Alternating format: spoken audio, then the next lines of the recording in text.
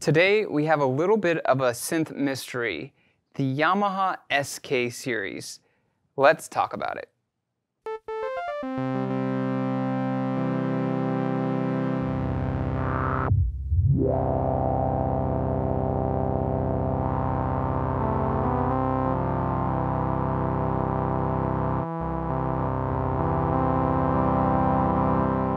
Hi, I'm Zach Marr from Alamo Music here in San Antonio, Texas. You can find us online at alamomusic.com. If you haven't already, hit the subscribe button, turn on your notifications.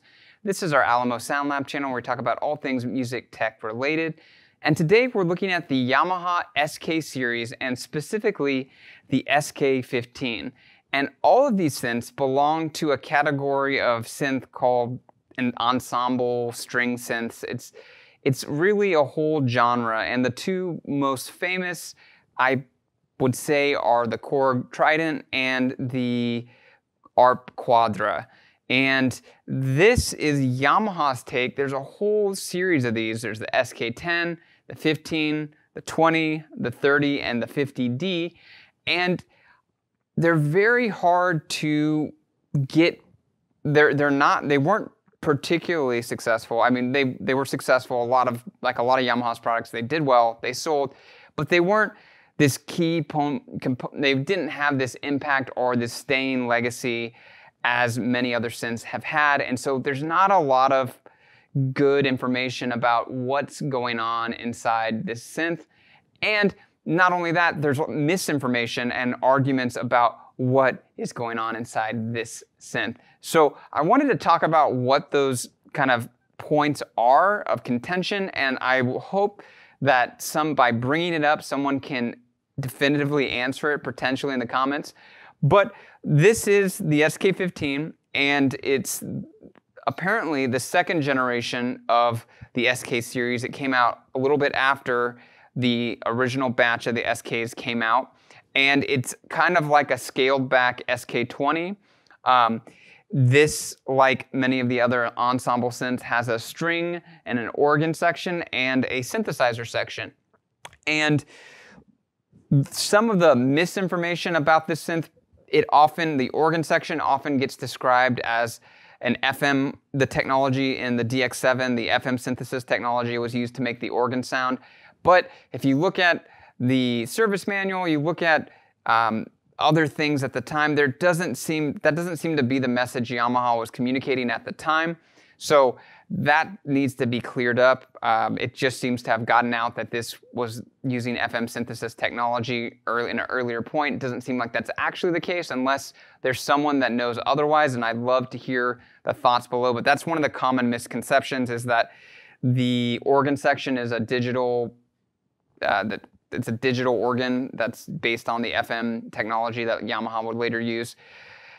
Apparently, some of the organ technology in their higher-end organs at the time, Yamaha was a huge organ manufacturer. Organs in the 60s and 70s were a major part of the music instrument retail business and was very profitable for manufacturers. And a lot of the major synth companies came out of organ manufacturing and used the technology from their organs to create legendary synthesizers like the CS80 and, for Roland, the SH series synths and etc. and Korg as well. They were all earlier involved in organ creation. So the SK series, Yamaha still was making organs at this time, and apparently some of the technology from the EX organs and higher end organs was brought down into the SK series, which also speaks to a difficult part of ever talking about a Yamaha synth that isn't well documented. They're an incredibly innovative company, and they used a lot of their own ICs and proprietary chips and technology. So one, you can't get parts. Two, they weren't used in any other synths besides Yamaha synths, and they were often custom made by Yamaha. So there isn't a lot of information that is public information available about these. The filter on this, so from a sound standpoint, what's interesting, I think, is the synth section. It's a paraphonic synth, so it's 7 voices of polyphony, which is a lot, but it is paraphonic. It uses divide down technology to generate the sounds, from what I could tell and reading. And so it's not like a super dynamic synth that you find in a lot of the divide down synths have a reputation for being kind of a little stale because the way they generate sound, it puts constraints in the complexity of the waveforms.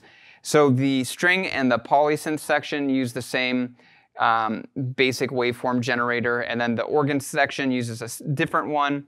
And then you have the tremolo and the ensemble, which are analog effects, and you basically combine these all together to create kind of a patch. And it sounds nice or it doesn't sound nice. It's its own kind of art form. This, in a lot of ways, is early multi-timbrality. The pipe dreams that later would give birth to crazy multi-timbrality where you can stack 8 16 instruments all in one workstations. A lot of that, you can see the dreams beginning here where someone wanted to have multiple instruments and one synth going on at the same time. That's really, I think, the heritage of the Ensemble synth, and this is Yamaha's take on Ensemble synths. I do have an SK30 coming in, which is the big brother, and has a mono synth, and it also has more parameters for control. The weakest section and the most disliked section of this synth is the string section. It's kind of forgettable and not particularly interesting sounding. The polysynth section is interesting. The filter is not self-oscillating, but it does sound nice, and you can get some nice tones, and you can kind of do some interesting sweeps. And the organ effects, and also just the effects in general, are pleasant sounding. So let's take a listen, and we'll conclude with some final thoughts.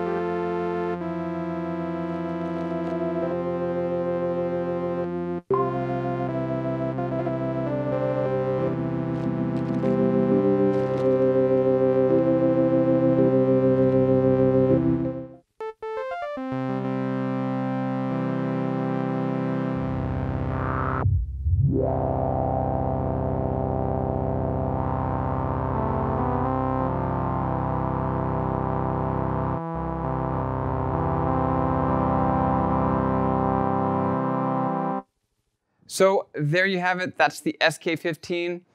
Not the worst sound in the world. It's very pleasant and contained, I would say. The SK30 apparently is really a lot more fun. It has 2 oscillators for the polysynth section, so you can create detuned effects. And apparently it's like a gateway drug into the CS70 and the CS40, which were later kind of iterations of the CS, the legendary Yamaha Sk Series. And apparently the SK30 is a very close way to getting into that sound. And they're a lot less expensive. They are very kind of rare and hard to find. It took me a while to find one available for sale, but I'm excited to play it.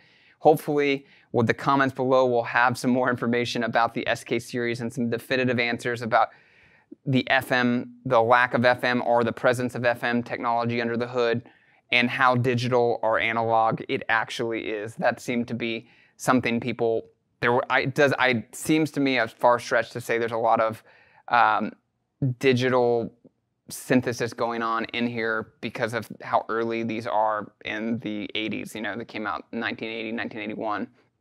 But there's some people that swear it's using early digital technology. So I would be very interested to find out. Maybe a tech can tell us, or maybe someone that knows. Be great to know and answer definitively so people don't have to search so much on the web. But that's kind of it for now. Again, if you have any other comments or thoughts, please leave them below, or any information I might have missed. Thank you for watching. If you want to talk more, please go to almamusic.com and chat with us there. Email us, give us a call. Love to talk to you. And if you didn't, hit subscribe, turn on notifications if you'd like to see more content in the future. Thank you for watching today, and until next time.